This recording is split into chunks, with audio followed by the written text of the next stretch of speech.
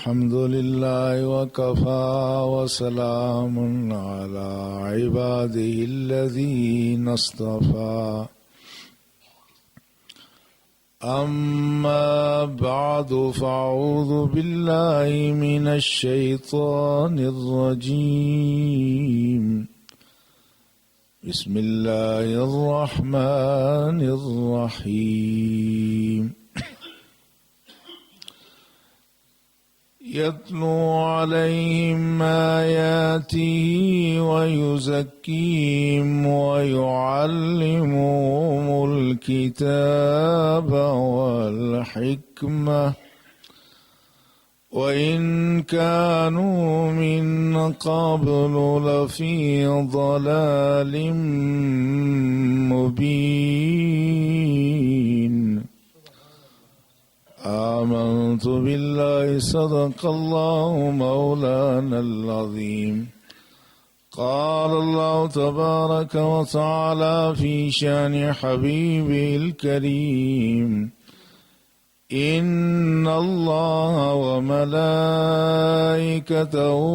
يصلون على النبي يا أيها الذين آمنوا صلوا عليه وسلموا تسليما اللهم صل على سيدنا ومولانا محمد وعلى آله وأصحابه أجمعين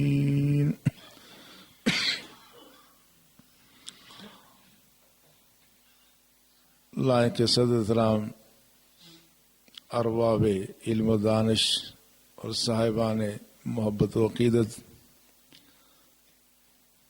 گزشتہ جمعۃ المبارک میں جو معروضات پیش کی گئی تھیں اس کا خلاصہ اور ماحصل یہ تھا کہ ایمان کے بعد رسول اللہ صلی اللہ علیہ وسلم کی محبت اور عقیدت یہ دین کا دوسرا اہم تقاضا ہے، اور ایمان محبت رسول کے بغیر ناتمام ہے۔ محبت رسول اطاعت رسول کے بغیر ناتمام، اور محبت اور اطاعت دونوں ادب کے بغیر ناتمام ہیں۔ یہ ساری چیزیں ایک دوسرے کے ساتھ ایسے وابستہ ہیں، ایک چیز کو بھی نکال دیا جائے تو آدمی کا دین، اس کا عمل ادھورا رہ جاتا ہے۔ اس میں یہ بھی گزارش کی گئی تھی کہ ایک عرصے سے ہم ایک فکری مغالطے کا شکار رہے، اب بھی ہیں، کہ ہم نے ان ساری چیزوں کو الگ الگ کر کے رکھ دیا۔ کچھ لوگ محبت رسول زبان کی حد تک لے کے نکل پڑے، عمل کی دنیا سے عاری رہے۔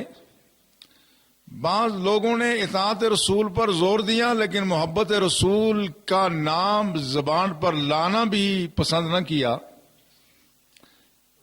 اس طرح کی تقسیم سے ملت فکری لحاظ سے مختلف فکری دڑوں میں بٹ گئی، اور اس کا نتیجہ یہ ہوا کہ رسول اللہ صلی اللہ علیہ وسلم کی محبت اور عقیدت اور اطاعت کی وہ بہار، وہ رونق جو ملت میں نظر آنی چاہیے تھی، وہ آہستہ آہستہ کم ہو گئی۔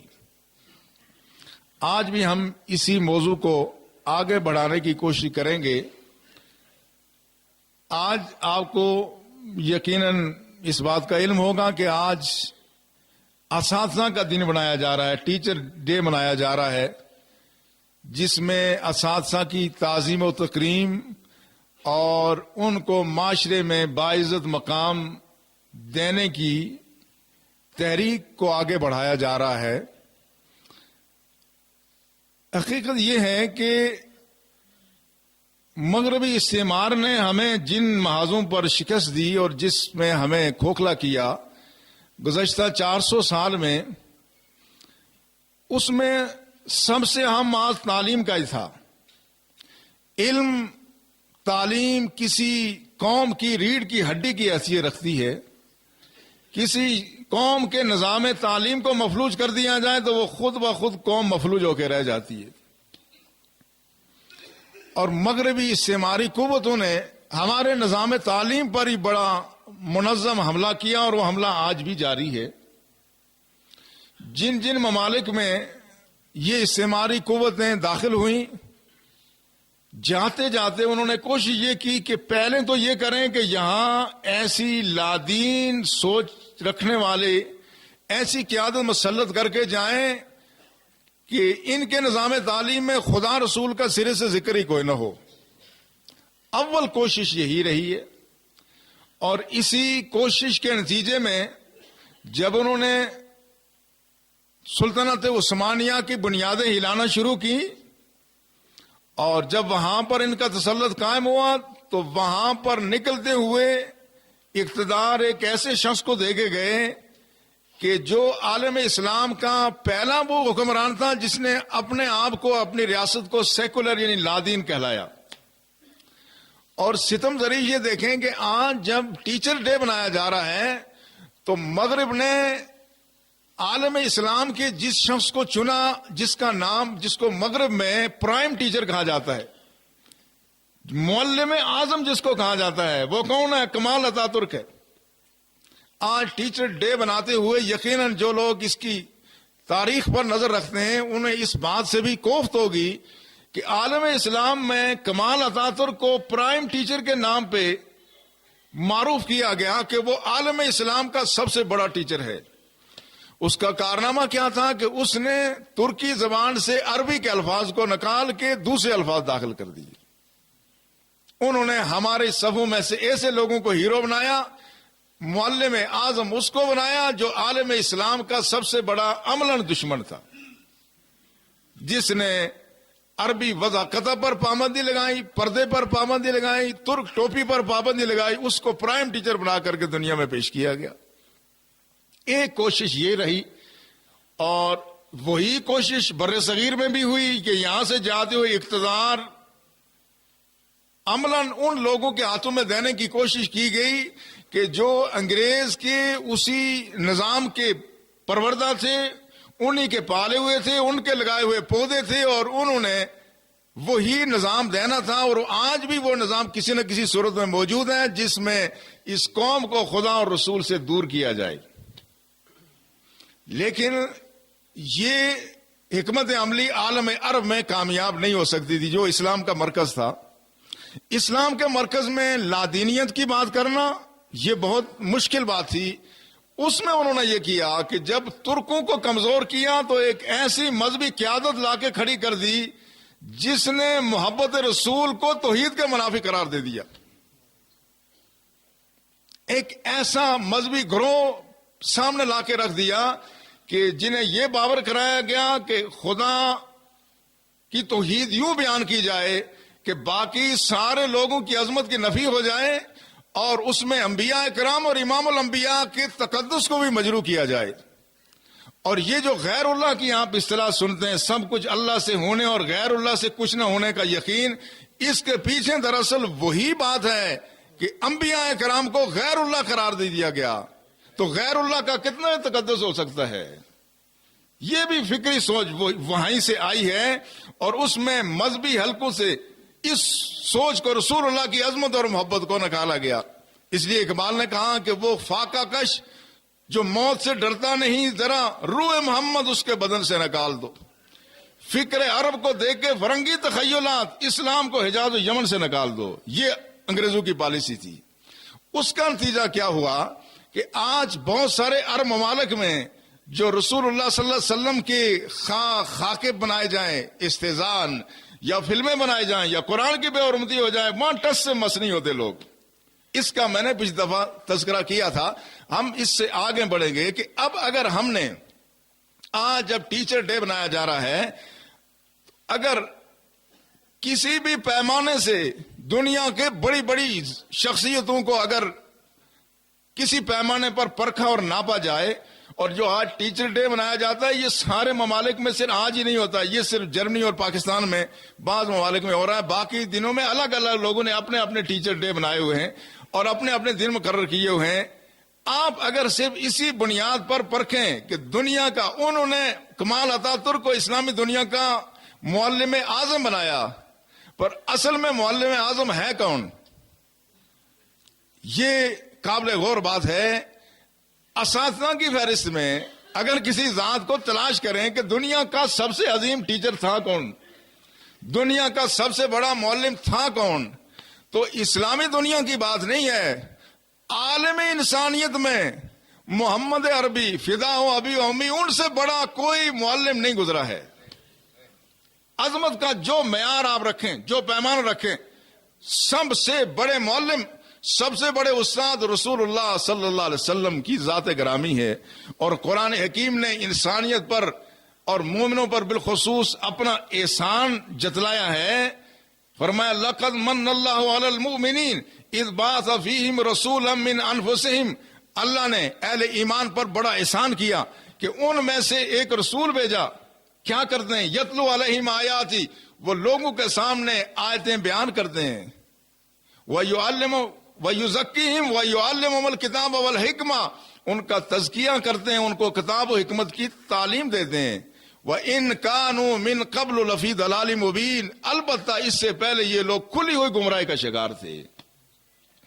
کسی معلم کی تعلیم کو دیکھنا ہو تو سب سے پہلے اس کے نصاب تعلیم کو دیکھیں، پھر اس کے انداز تعلیم کو دیکھیں، اور اس کے بعد اس کے اثرات تعلیم کو دیکھیں، پھر اس کے شاگردوں کو دیکھیں، اور پھر اس کی تعلیم کا انسانی اخلاقیات پر اور انسانی معاشرے پہ اثرات کو دیکھیں، تو پھر جا کے معلم کی عظمت کا اندازہ ہوتا ہے۔ اس پیمانے پر آپ دیکھیں کہ رسول اللہ صلی اللہ علیہ وسلم جو دین لے کر کے آئے، اس نے سب سے پہلا کام یہ کیا کہ دین اور دنیا کی تفریق ختم کر دی، علم میں دین اور دنیا کی تفریق ختم کر دی۔ اور اقبال نے سچ کہا، علم سے متعلق جو رسول اللہ صلی اللہ علیہ وسلم جو دین لے کے آئے، اس میں یہ تفریق ختم ہو گئی۔ وہ علم اپنے بتوں کا ہے، ابراہیم کیا ہے جس کو خدا نے قلب و نظر کا ندیم، زمانہ ایک، حیات ایک، کائنات ایک، دلیل کم نظری، قصہ قدیم و جدید۔ اسلام نے آ کے سب سے پہلے علم کی دنیا پر سب سے بڑا احسان یہ کیا کہ قدیم اور جدید کا تصور ختم ہو گیا، دین اور دنیا کا تصور ختم ہو گیا، سائنس اور مذہب کا تصور ختم ہو گیا۔ آپ خود اندازہ فرمائیں کہ وہ نبی جس پر پہلی آیت نازل ہوتی ہے، کون سی آیت ہے؟ بچے کو پتا ہے، اقرا بسم ربک الذی خلق۔ جس نبی پر وحی کا آغاز ہی پڑھنے سے ہوا ہے، آپ پڑھیے اس رب کے نام سے جس نے انسان کو تخلیق فرمایا۔ تو سب سے پہلی بات جو اللہ نے اپنا تعارف کرایا تو علم کی بنیاد کون سی بتائی گئی؟ الذی خلق، کون سا رب ہے جس نے انسان کو پیدا کیا؟ تخلیق کو بطور دلیل کے پیش کیا گیا۔ اور پھر آگے آپ اندازہ فرمائیں قرآن کا اسلوب کتنا فصیح و بلیغ بھی ہے اور کتنا جامع ہے۔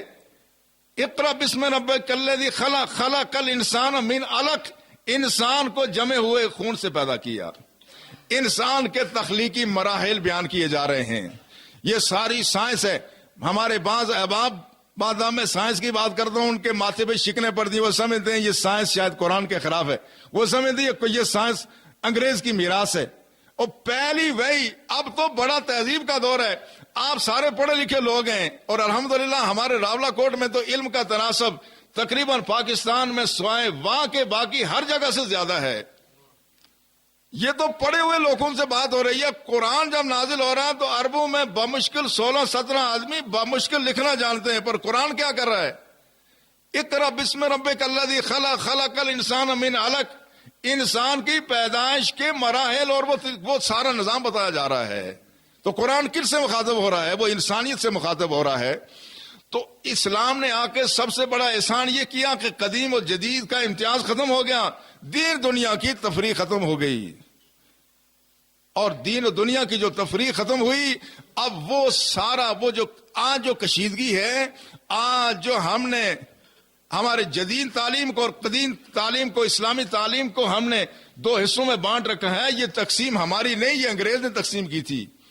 اسلام نے یہ کوئی تقسیم نہیں کی. رسول اللہ صلی اللہ علیہ وسلم کے زمانہ مبارک میں جب قرآن نازل ہوا تھا، قرآن نے سارے علوم کو بیان کیا، اور رسول اللہ کے صحابہ وہ سارے علوم پر دسترس رکھتے تھے.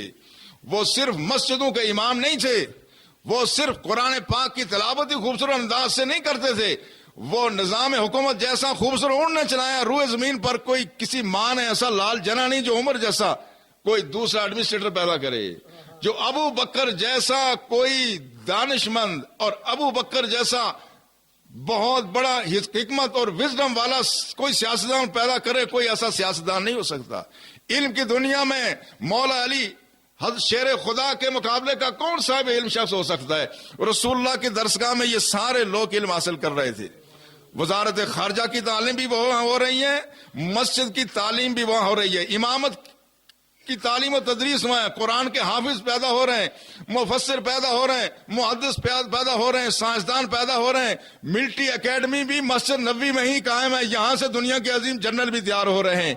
یہ جو رنگا رنگی تھی اور یہ جو امتزاج تھا، یہ علم کی دنیا پر سب سے بڑا احسان تھا جو رسول اللہ صلی اللہ علیہ وسلم نے فرمایا.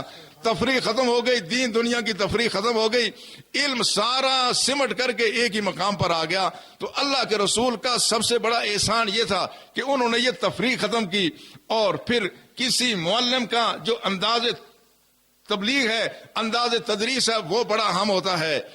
رسول اللہ صلی اللہ علیہ وسلم جن افراد تک علم پہنچا رہے تھے، جن اذہان میں علم داخل کر رہے تھے، وہ گندے اور آلودہ ذہن نہیں تھے.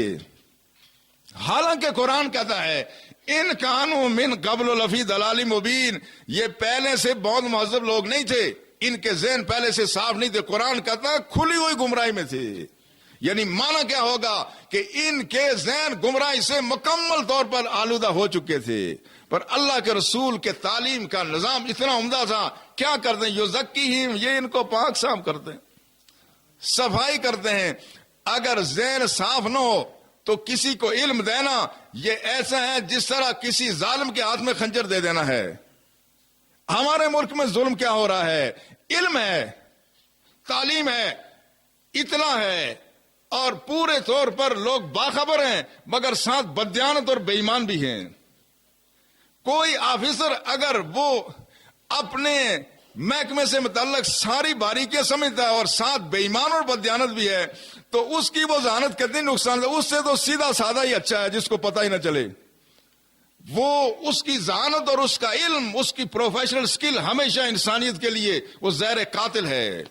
وہ علم نہیں، زہر ہے احرار کے حق میں. جس علم کا حاصل ہے جہاں میں دو کفے جو، جس علم کا حاصل محض کوٹھیاں، بنگلے اور اپنی پراپرٹی بنانا ہو، جس علم کا مقصد صرف خود ترقیاں اور پروموشن لینا ہو، اپنے بچوں کو اعلیٰ تعلیم دے کے دوسروں کو جہالت کے گٹاٹوب اندھیروں میں دھکیلنا ہو، وہ علم نہیں ہے، وہ جہالت ہے. اسلام اس کو علم قرار نہیں دیتا. رسول اللہ صلی اللہ علیہ وسلم نے جو علم پھیلایا اس کی خاصیت کیا تھی؟ صحابہ کے دل و دماغ کو پاکیزہ کیا جا رہا ہے. مسلسل صفائی کا علم ہے. رسول اللہ صلی اللہ علیہ وسلم سب سے پہلے صاف کر رہے ہیں. اور اس کی مثال یوں سمجھ لیں کہ جس طرح آپ اگر دودھ کو کسی آلودہ برتن میں ڈالیں تو وہ دودھ پینے کے قابل ہوگا نہیں. وہ دودھ جتنا پاکیزہ ہے اسی قدر اس کے لیے پاکیزہ برتن بھی ہونا چاہیے. ذہن جب تک پاکیزہ نہ ہو اس وقت تک علم فائدہ نہیں دیتا. رسول اللہ کا منصب یہ فرمائے یزکیہم، اس نبی کا کام یہ ہے، یہ لوگوں کا تزکیہ نفس کرتے ہیں. یہ علم ہی نہیں دیتے، پہلے پاک کر دیں. وَيُعَلِّمُهُمُ الْكِتَابَ وَالْحِكْمَةَ، اور انہیں کتاب اور حکمت کی تعلیم دیتے ہیں. یہی وجہ ہے کہ رسول اللہ صلی اللہ علیہ وسلم نے جو کھل کر کے کام کیا وہ تو صرف 10 سال تھے. 13 سال تو کشمکش میں گزرے، مگر رسول اللہ نے 13 سال وہی کام نہیں کیا. 10 سال ہی نہیں، بلکہ ابتدا اپنی بچپن سے رسول اللہ نے تعلیم و تربیت کا سلسلہ شروع کر دیا تھا. وہ چلتے پھرتے معلم تھے، لیکن جو بھرپور کام ہوا وہ 23 سال میں ہوا. اس میں 10 سال زیادہ عام ہے. مگر رسول اللہ صلی اللہ علیہ وسلم نے جس انداز میں صحابہ کی تعلیم و تربیت کی، روئے زمین پر نہ ایسا معلم کوئی پیدا ہوگا، نہ ایسا آپ تک کوئی متعلم پیدا ہوگا. وجہ کیا تھی؟ اس میں رسول اللہ صلی اللہ علیہ وسلم جو تزکیہ نفس فرماتے تھے وہ تزکیہ نفس زبان سے نہیں تھا، اپنے عمل اور کردار سے تھا۔ آج ہماری زبانوں میں تاثیر کیوں کم ہو رہی ہے؟ معلم کی بات میں وہ اثر کیوں نہیں رہا؟ آج ہم تھیوری کچھ اور پیش کرتے ہیں، نظریہ کچھ اور پیش کرتے ہیں، مگر ہمارا عمل اس کی نفی کر رہا ہوتا ہے۔ پر اللہ کے رسول نے جو تعلیم دی اس سے کہیں زیادہ عمل کر کے دکھایا۔ یہی وجہ تھی کہ رسول اللہ کی تعلیم کے نتیجے میں جو انقلاب آیا وہ ایک عظیم ترین انقلاب تھا۔ تزکیہ بھی ہو رہا تھا، تربیت بھی ہو رہی تھی، اور اللہ کے رسول کو خدا نے وہ بصیرت دی تھی، وہ بصیرت دی تھی۔ آج کا استاد کیا، دنیا کے کسی دور کا استاد بھی کبھی شاگرد کی ذاتی زندگی میں جہاں کر کے اس کے تخیلات کی دنیا پر کبھی اطلاع نہیں پا سکتا۔ ہم شاگردوں کو دیکھتے ہیں کہ جو کچھ ہم نے پڑھایا وہ کتنا پڑھتے ہیں، وہ کتنا سناتے ہیں، زیادہ سے ٹیسٹیں لے کر کے ہم ان کی معلومات کا اندازہ کرتے ہیں، مگر کسی کی شخصیت کے اندر جہاں کر کے دیکھنا یہ دنیا کے معلم اعظم کا کام تھا۔ کوئی شخص آیا، کسی نے کہا یا رسول اللہ سب سے بڑا گناہ کیا ہے؟ فرمایا جھوٹ ہے۔ دوسرا آیا، اس نے کوئی بات پوچھی، فرمایا لا تغضب، غصہ نہ کرنا، لا تغضب، غصہ نہ کرنا۔ تیسرا کوئی آیا، اس کو کچھ اور بتایا۔ اب یہ کیا بات تھی؟ ہر شخص اپنی جگہ ایک کائنات ہے، ہر شخص اپنی جگہ ایک دنیا ہے۔ معلم اعظم وہی ہے جو ہر شاگرد کی نفسیات میں اور اس کے دل میں جھانک کر کے پتا کر لے کہ اس کے دل کی کیفیت کیا ہے، اس کے حق میں کون سی دوا زیادہ کارگر ہوگی، یہ اس کی بیماری کون سی ہے، علاج کون سا ہے۔ یہی رسول اللہ صلی اللہ علیہ وسلم نے علاج کیا۔ ہر شاگرد کی تشخیص کر کے ہر شاگرد کو رسول اللہ صلی اللہ علیہ وسلم نے ایسی تعلیم دی جس کے نتیجے میں ایک بہت بڑا انقلاب واقع ہو گیا۔ اور رسول اللہ نے جو شاگردوں کے بارے میں جو آپ خیال فرماتے تھے دنیا کا کوئی معلم ایسا نہیں کر سکتا، آج جدید نفسیات یہ بتاتی ہے۔ بڑی ٹریننگ کرنے کے بعد ہم اس نتیجے پر پہنچے کہ متعلم اور شاگرد پر بوجھ نہیں بننا چاہیے۔ اس وقت تک اتنا پڑھائیں جتنا شاگرد سیکھ سکتا ہے، اس سے زیادہ نہیں پڑھانا چاہیے۔ آج کی جدید نفسیات جتنے ہمارے اساتذہ یہاں ٹریننگ کر کے آتے ہیں یہ بتایا جاتا ہے کہ اپنے لیسن کو بہت اٹریکٹیو بنائیں، بڑا دلچسپ بنائیں، اور جب دیکھیں کہ شاگرد بور ہو رہا ہے تو اپنا موضوع سخن تبدیل کر کے اس کی انوالومنٹ پیدا کریں کہ شاگرد پوری طرح سے متوجہ ہو۔ پر یہ انداز سب سے پہلے اللہ کے رسول نے عطا فرمایا۔ یہ حضرت عبداللہ بن مسعود کہتے ہیں کہ میں ہفتے میں ایک دن درس دیا کرتا تھا، تو مجھے صحابہ نے کہا کہ آپ ہر روز درس دیا کرو۔ آپ نے فرمایا بھائی مجھے اور تو کوئی وجہ نہیں ہے کہ میں ہر روز درس نہ دوں، البتہ ایک بات یہ ضرور ہے کہ میں نے دیکھا کان رسول اللہ صلی اللہ علیہ وسلم یتخولنا بہا، کہ رسول اللہ صلی اللہ علیہ وسلم ہمیں وقفے سے درس دیا کرتے تھے، ہمیں تعلیم دین کی تعلیم ہوتی تھی وقفوں سے۔ آج بعد دفعہ ایسے ہم آدمی کو پکڑتے ہیں اور ایسے رگڑتے ہیں کہ وہ توبہ کر کے بھاگتے ہیں۔ یہ انداز حکیمانہ نہیں ہے۔ کوئی آدمی کسی مشکل الجھن میں پھنسا اس کو پکڑ لیتے ہیں ہماری بات سن کے جانا، نہیں، وہ وقت نہیں ہوتا۔ پہلے دیکھیں کہ یہ آدمی ذہنی طور پر تیار ہے بھی یا نہیں۔ اور کان یتخولنا بہا مخافت السامۃ، رسول اللہ کو ہمارے بارے میں جو پڑھائی کے دوران سب سے زیادہ ڈر تھا وہ یہ تھا کہ یہ کہیں اکتا نہ جائیں۔ تو میں نے دیکھا خدا کے رسول کبھی ہمیں اکتانے نہیں دیتے تھے، لہذا میں بھی نہیں چاہتا کہ میں ہر روز درس دوں اور تم اکتاہٹ کا شکار ہو جاؤ، لہذا میں ہر روز درس نہیں دیتا۔ یہ رسول اللہ صلی اللہ علیہ وسلم کا تعلیم و تدریس کا وہ انداز تھا جس کے نتیجے میں صحابہ کرام کی دلچسپی ایسی ہوتی تھی کہ زبان نبوت سے کلمات ادا ہوئے۔ آج اگر 40-50 ہزار احادیث موجود ہیں تو یہ احادیث کیسے جمع ہو گئیں؟ اللہ کے رسول بولتے ہیں تو صحابہ گوش بر آواز ہے، اللہ کے رسول نے جو ہی بات ختم کی تو صحابہ نے وہ سارے علم کو اپنے دل میں سینے میں جمع کر لیا۔ آگے چلنے سے پہلے آج چونکہ ہمارا یہ چندے والا جمعہ ہے اور الحمدللہ آج ہمارے پاس ایک بزرگ تشریف لائے، اللہ ان کو جزائے خیر دے۔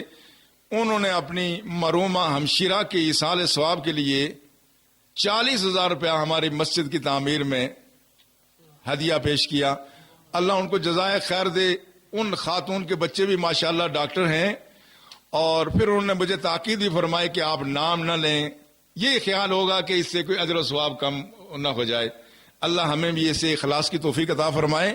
تو اندر ہال میں لیاقت خان صاحب ہیں، برآمد حسین میں حافظ محمد رومان ہیں، اوپر ہال میں پٹھان سلطان خان، اور آخری چھت پہ سردار نصیر خان صاحب آپ کے پاس آ رہے ہیں. آپ بھی بھرپور تعامل فرمائیں. اگر یہ 40,000 کا یہی فکر اگر شروع ہو جائے، چلو 40,000 نہیں تو 4,000 نہیں تو 1,000 نہیں تو 400، اللہ توفیق دے. جس کی جو ہمت ہے. میں آپ حضرات کے لیے ہمیشہ دعا گو بھی ہوں، اور میں اپنے آپ کو خوش نصیب سمجھتا ہوں کہ آپ نے میری کسی بھی صدا کو صدا و صحرا نہیں ثابت ہونے دیا. جب بھی میں نے گزارش کی، آپ نے اپنی ضرورتوں میں سے ایثار کر کے اور ان کو کم کر کے اللہ کے گھر کے لیے آپ نے تعاون کیا. انشاءاللہ ہماری کوشش یہ ہوگی کہ خدا کا گھر مخلوق کے گھروں اور دفاتر سے زیادہ بلند و بالا بھی ہو اور زیادہ خوبصورت ہو. اللہ ہمیں اپنی زندگیوں میں ایسا گھر بنانے کی توفیق عطا فرمائے. تو میں عرض یہ کر رہا ہوں کہ رسول اللہ صلی اللہ علیہ وسلم نے جو تعلیم عطا فرمائی، علم کی جو فضیلت آپ نے عطا فرمائی، وہ ایسی تھی کہ ہر طرف علم ہی علم ہو گیا. اور یہ جو جدید علم کا یہ جو زمانہ ہے، اس کا آغاز رسول اللہ صلی اللہ علیہ وسلم نے کیا. آپ نے فرمایا فضل العالم علی العابد کا فضلی علی ادناکم. فرمایا علم والے شخص کی فضیلت ذکر اذکار کرنے والے، محض اللہ اللہ کرنے والے شخص کے مقابلے میں ایسی ہے جس طرح میری فضیلت تم میں سے ادنا آدمی پر ہے. اور فرمایا عالم کی فضیلت جاہل پر ایسے ہے جس طرح 14ویں کے چاند کی ستاروں پر فضیلت. رسول اللہ صلی اللہ علیہ وسلم عملاً بھی علماء کی قدر کی. اور قرآن نے کہا یرفع اللہ الذین آمنوا منکم والذین اوتوا العلم درجات، کہ جن کو اللہ نے علم دیا خدا کے ہاں ان کے بڑے درجات ہیں. اور رسول اللہ صلی اللہ علیہ وسلم نے فرمایا جو آدمی علم کی تلاش میں نکلے فرشتے اس کے لیے پر بچاتے ہیں. اور فرمایا جو علم کی تلاش میں نکلا اسی حالت میں موت آ گئی، فرمایا اس کا حشر شہداء کے ساتھ ہوگا. یہ وہ ماحول تھا جو رسول اللہ صلی اللہ علیہ وسلم نے علم کی فضیلت میں دیا. لیکن اتنے دنیا کے عظیم معلم اعظم اگر کوئی دنیا میں ہے تو وہ رسول اللہ صلی اللہ علیہ وسلم کی ذات ہے، جن میں ایثار بھی ہے، شاگردوں کے ساتھ ہمدردی بھی ہے، غم گساری بھی ہے. وہ ایسا معلم ہے کہ جس کی درسگاہ میں 300 طالب علم موجود ہیں، اور ایک بھی ایسا نہیں جس کے جسم پر پوری طرح سے کپڑا ہو، ایک بھی ایسا نہیں کہ جس نے شکم سیر ہو کر کے آ کے زانو تلمس طے کیا ہو. ایک دودھ کا پیالہ آتا ہے اس معلم کے پاس، پر وہ معلم پہلے خود نہیں پیتا، کہتا ہے تم سب پی لو، اگر کچھ بچ گیا تو میں پی لوں گا. مگر خدا نے اس دودھ کے پیالے میں وہ تاثیر رکھ دی کہ سینکڑوں طالب علموں نے پیا مگر اب بھی باقی ہے. یہ تھے وہ معلم، یہ ایثار والے معلم، یہ محبت اور عقیدت والے معلم، جنہوں نے لوگوں کو تعلیم بھی دی، تربیت بھی دی، اور جدید علم کی بنیاد رسول اللہ صلی اللہ علیہ وسلم نے رکھی. اس عظیم معلم کی ذات پر آج اگر کوئی تنقید کرتا ہے اس سے زیادہ بےہودہ شخص کون ہوگا؟ اس عظیم معلم کو جس نے کائنات کے انداز، سوچنے کے انداز تبدیل کر دیے، اور جس نے علم کو پیشہ نہیں بنایا بلکہ علم کو راہ ہدایت بنایا. اور علم محض پیسہ کمانے کا ذریعہ نہیں. رسول اللہ نے فرمایا اللہم انی اعوذ بک من علم لا ینفع، خدایا میں اس علم سے پناہ مانگتا ہوں جو فائدہ نہ دے. علم نافع کا تصور رسول اللہ نے دیا. علم نافع وہ ہے جو ہمیں بھی فائدہ دے اور مخلوق خدا کو بھی فائدہ دے. اس عظیم معلم کی ذات پر اگر آج کوئی کیچڑ اچھالتا ہے، یہ اس کی اپنی بدنصیبی اور اس کی محروم القسمتی ہے. اہل مغرب کا اصل چہرہ بھی ہمارے سامنے آ گیا ہے کہ ان کا اصل چہرہ تھا کیا.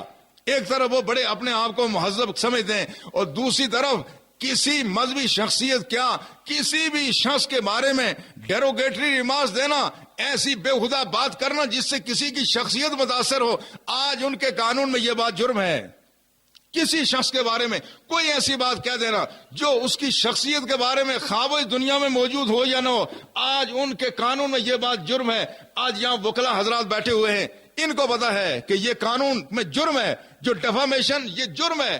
آج اگر میں یہ بات کہہ دوں کہ ملکہ برطانیہ چوری کرتی تھی تو ان کے قانون میں یہ بات جرم سا ہوگی، حالانکہ یہ بات درست ہے، حالانکہ یہ بات بالکل 100% درست ہے، پر ان کے قانون میں یہ بات ہے ان کی ملکہ مادر ملکہ کی پوزیشن یہ تھی کہ ان کو بچپن سے چیزیں چرانے کی عادت تھی، اور ہوا یہ کہ جب وہ کوئین بنی تو اس کے بعد جب وہ کسی سٹور میں جاتی تو اپنی عادت سے کہتے ہیں چور چوری سے جائے پر اپنی ہیرا پھیری سے نہ جائے. وہ کرتی یہ تھی کہ سامان کچھ شاپنگ کی تو کچھ نہ کچھ سامان چورا کے اپنی جیب میں کہیں ڈال دیا. تو ساتھ عملے کے لوگ ہوتے تھے، ان کو پتا ہوتا تھا، وہ جا کے بتاتے تھے کہ ملکہ نے کچھ اضافی لیا ایڈیشنل تو یہ پیمنٹ لے لیں. یہ کچھ ساری عمر ہوتا رہا، یہ ساری عمر. جن کی ماں چور تھی، اب اگر اس کو کہا جائے کہ آپ کی کوئین مدر چور تھی تو ان کے قانون میں یہ آج جرم ہوگا. اس کے خلاف سیول اور کرمنل لائبلٹی ہے، وکلا موجود ہے اس کے خلاف. تو چوروں کو چور کہنا بھی اگر تمہارے قانون میں جرم ہے تو وہ اتنا بے داغ ہے کہ چاندنی سے بھی زیادہ شفاف ہے، اور شبنم سے بھی جو زیادہ پاکیزہ طاہر ہے، اس کے ذات پر اگر کوئی کیچڑ اچھالے تمہارا قانون خاموش ہوتا ہے، تمہارا اصل مکروہ چہرہ سامنے آ رہا ہے.